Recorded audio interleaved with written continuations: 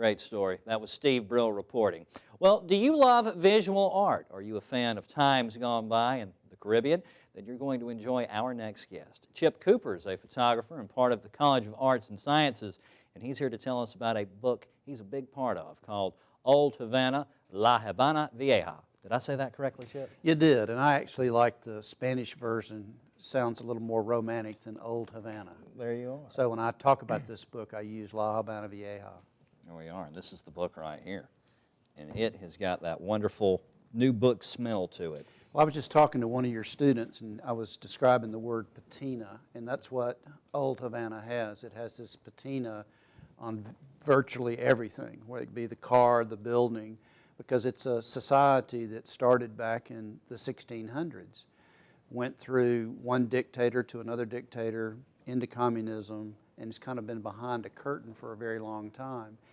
Through the College of Arts and Sciences, I had an unprecedented opportunity to go down and photograph with a Cuban, and the result was this book. There you are. And this is a country that we as Americans have not seen a whole lot of since, I guess, the 60s. Well, absolutely, and I think the thing that you hear is that what people know about Cuba is Fidel Castro, cigars, and a lot of times, the way I feel a commonality, Danny, about Alabama and Cuba, if you go outside of the South into other places, what do people say about you coming from Alabama? You've heard it. Oh, they have assumptions. They have assumptions. Right. And that's what I felt going into Cuba. And the first thing any Cuban will tell you is take those assumptions and flush them down the toilet.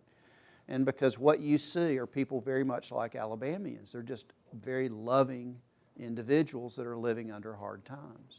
Now, during your trip, and I'm sure there were many fascinating moments, what stuck out at you the most? What did you bring back with you that really just, your wow moment, I suppose? I think the biggest thing I came back with, and it really has caused me to pause and take a look at my life at my age, and they are a people that every day are taking care of their needs, and it helped me see that I am part of a society that's so caught up in wants that we've long forgotten about the needs, meaning that basic things to live by and for, we don't think about that very much, and that's exactly what they think about. So it caused me to I don't think about going and buying a gallon of gasoline, but they have to think about it.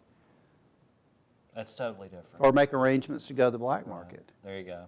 It's something we take for granted here. Take a lot of things for granted. And I think it's just as a society, there's certainly things they can learn from us, but I learned a tremendous amount being around them. Sense of family is something that I feel that we've kind of grown away from just because we're such a huge country.